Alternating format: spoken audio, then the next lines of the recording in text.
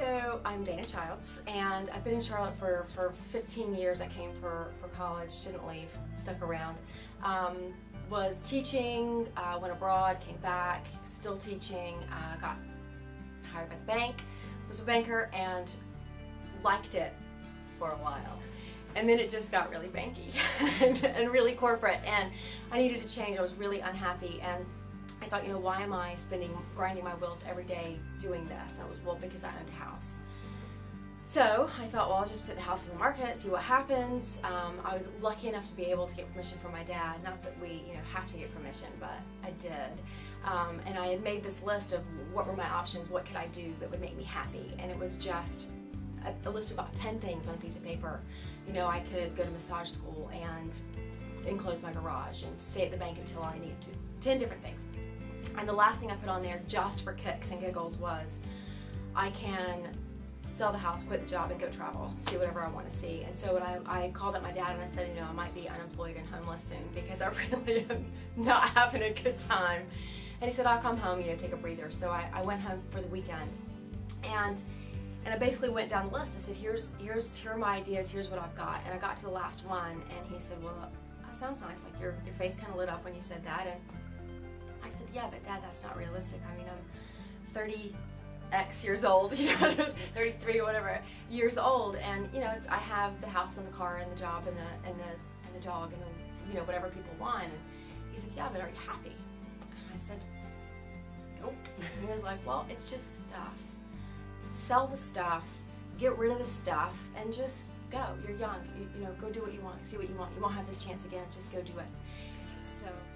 Well, there is actually this book called The Alchemist by Paulo Coelho, I think, is the author, and there's this little line in there that says, when you desire something with all your heart, the universe conspires to help you do it. That is a paraphrase. I'm not the author. And that, I was lucky enough to have read that book. One of my students, actually, when I was teaching, had recommended that. And that is so what happened. After the decision was made, the home was sold in 6 days. I had moved out. I had friends who have a nice large home that said, we have a guest room in the back, come and stay with us until you go. And at this point it was, well, I know I'm going, and I know I'm pulled to India. The end. That's all I knew. I have a backpack and some stuff, and where do I go, what do I do? If I could do anything, what would I do? Well, I'm a healer. That I know, and I've always known, but I mean, what does that mean? How do I do that? And how do I wake that up? And what do I need to study? And I thought, well, massage is really healing, so maybe I go to massage school.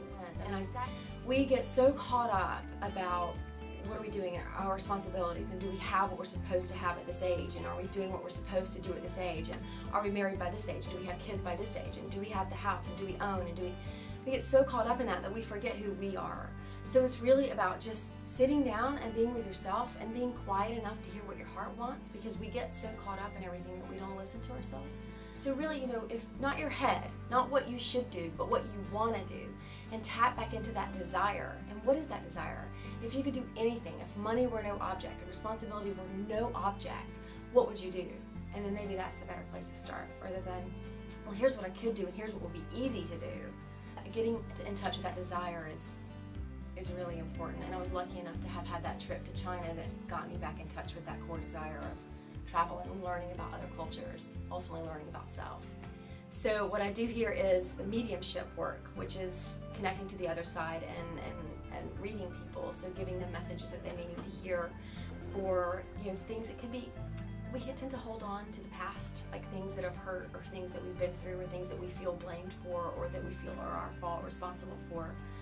So it's reading them and getting this information from the other side to be able to see these past events and help them let that go so that they can move forward where they are now, and help them see what's in front of them now a little more clearly, because when we're so emotionally invested in who we are and what we're doing, we don't see the whole picture.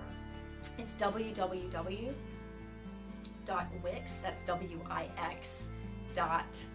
wix.com/travel spirit, all one word, /Dana Childs, and that has all the contact information on there as well.